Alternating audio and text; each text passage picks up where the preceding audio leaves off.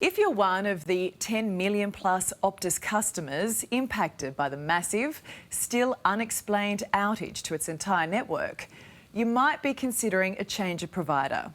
The telco has apologised, but that rings hollow for those who rely on their mobile phones and internet service. They're furious, but only too happy to give Optus some free feedback. My name's Anthony. I'm one of the owners of Bertoni Cafe in Balmain. This morning with the Optus outage, it probably cost us about 30% of our business. Our customers were upset. Our staff were put in a very difficult position. And I just want Optus to know it actually isn't good enough to actually avoid the situation, not communicate. With small businesses are struggling the way it is, we actually need them to step up when stuff goes wrong and not hide behind that corporate crap that they're with. My name's Genevieve Sloan and I've got a shop called VVS. It's a dress shop, and because Optus was down today, my EFTPOS machine was down, which has affected my sales for today, costing me at least $2,000 in sales. Optus, pull your finger out. Well, you feel for them, don't you? But you've also got a feel for the Optus staff, those on the front line, working retail, forced to deal with frustrated, angry customers today, while the CEO took 7 long hours to go public. Like many small business owners, Christy Bannister's donut shop was effectively shut down this morning, while taxi driver Ian Martin-Brown couldn't do his job. Both are mad, out of pocket, and they join me. Christy, I'm going to go to you first because you've been with Optus for 6 years and you rely on it to run your donut shop. How bad was today? It was incredibly bad. So we operate an online-only donuts and gift delivery business, and we deliver hundreds of gifts across Sydney every single day. So the impact to us, first of all, was an incredible loss of revenue, because without our customers having any mechanism through the internet to order with us, that was one loss.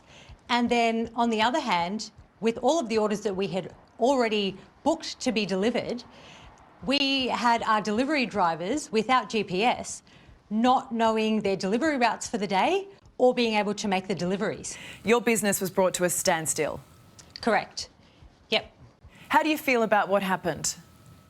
Well, Ali, I feel angry about what happened today.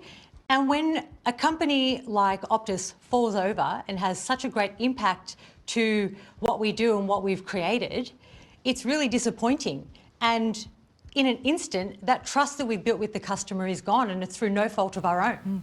How do you feel about the communication that you received from Optus today? So we knew immediately that there was an issue. However, we didn't actually receive any communication from Optus. It wasn't until we started to hear on the radio that there were national outages that we then knew that we had a larger scale problem. And tell me what happened at 4 o'clock this afternoon. At 4 o'clock this afternoon, I received my bill from Optus like clockwork. OK, so your phone's working now at least, isn't it? Was that you just ringing? Yes, absolutely. I mean, I guess that's a nice sound right now, isn't it? It's one you haven't heard all day. Yeah. Yes, correct. Hey, tell me this, will you stay with Optus after this? Definitely not, Ali. OK, look, appreciate that. I want to go now to Ian, because Ian, you've been driving taxis for 30 years. You and your family have been with Optus for as long as you can remember. Could you work this morning?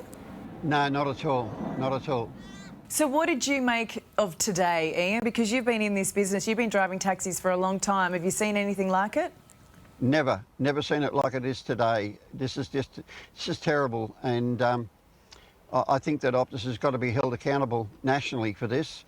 I know for a fact that the group I work with, which is GM Cabs, they have suffered very, very dearly because a lot of their technology and the operational systems are run through Optus.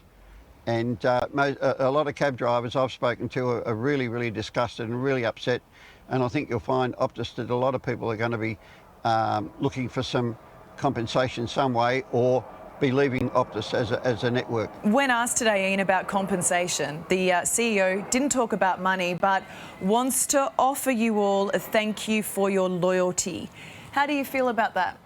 I'm disgusted, and I'm really, really upset a company the size of Optus would put forward such a BS story, because it's wrong. The reply has been wrong, absolutely wrong.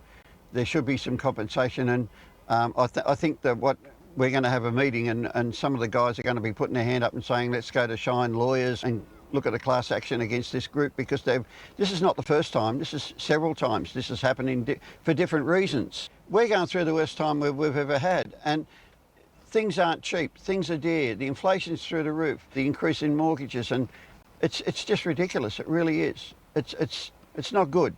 And these multi-billion-dollar companies are just ripping us off. Could you afford to lose a day's work today, Ian? No, not at all. Not at all. Mm-hmm. What would your message to Optus be? A bit of customer service. B, update your technology. And C, I think, reward the people that have been rewarding you for many, many years. We need to be looked after. Because if they don't, that they're going to lose loyal clients like yourself. Really appreciate you coming on and talking to us, Ian. Thank you. Thank you. And thanks, Christy. Thanks, Ali. Well, it's the second crisis for Optus in a little over a year.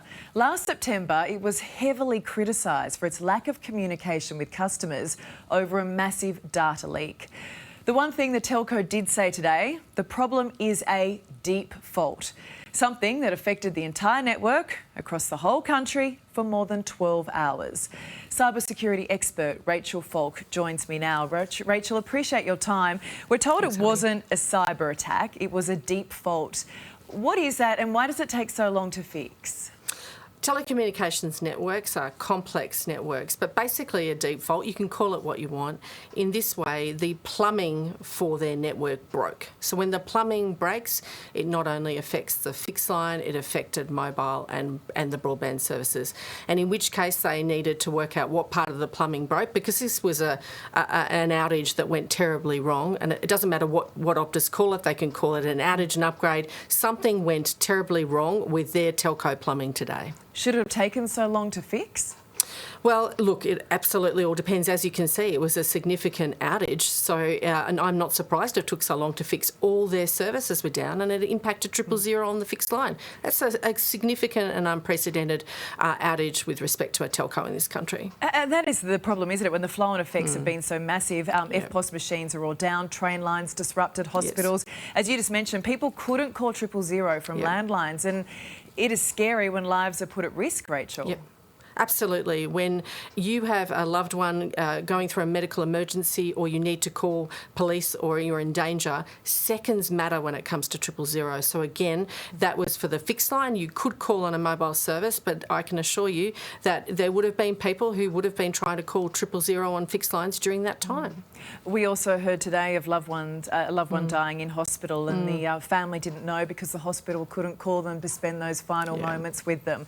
One of, I'm sure, many stories we're going to hear. But look, it took more than 9 hours for services to even begin to be restored.